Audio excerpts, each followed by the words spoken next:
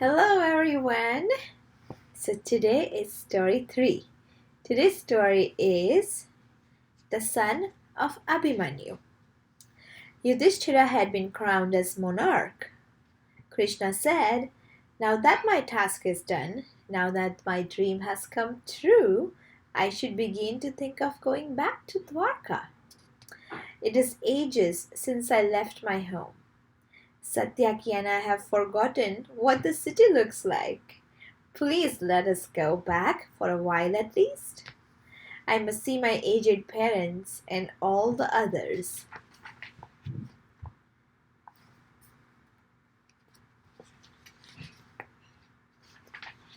When she heard about the impending departure of Krishna, Uttara, the wife of Abhimanyu, came rushing to him.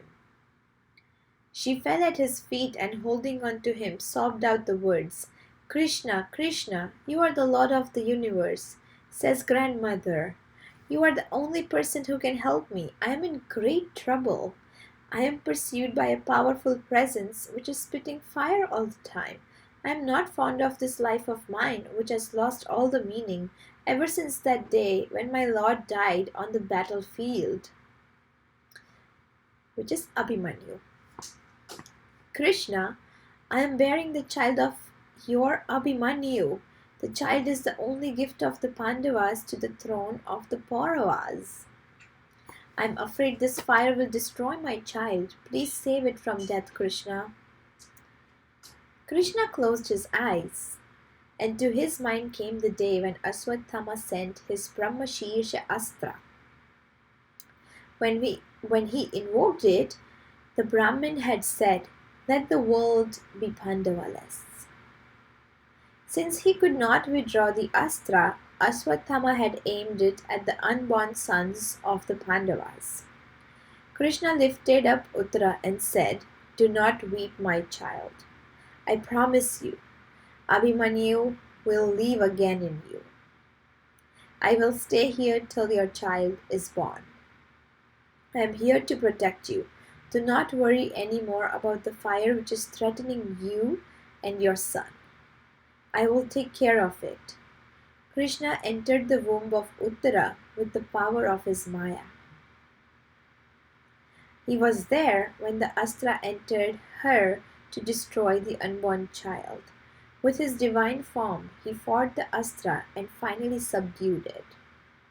The child, while in the mother's womb, saw a glowing form emanating from the Astra. It enveloped him, and he felt that he was being burnt.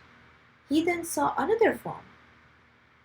He was as big as a thumb, and he was beautiful. He had golden crown on his head. There was a blue sheen on his body like that of a cloud, and his dress was the color of lightning. He had 4 long arms which were decked with bracelets. His earrings were glowing like golden fire, and his eyes were crimson with anger. He had a mace in his hand which he was twirling, and the mace was spitting fire like a lit up torch. He was going round and round the child and was holding at bay the Astra and its fire. For months he stayed inside the womb of Uttara while the child and finally the power of Brahmashirsha was quelled.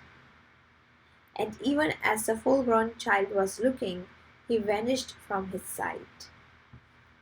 Abhimanyu's son was born. There was great rejoicing in the city of Hastina, and the child was called Vishnurata, since the Lord himself protected him and made a gift of him to the Paurava throne.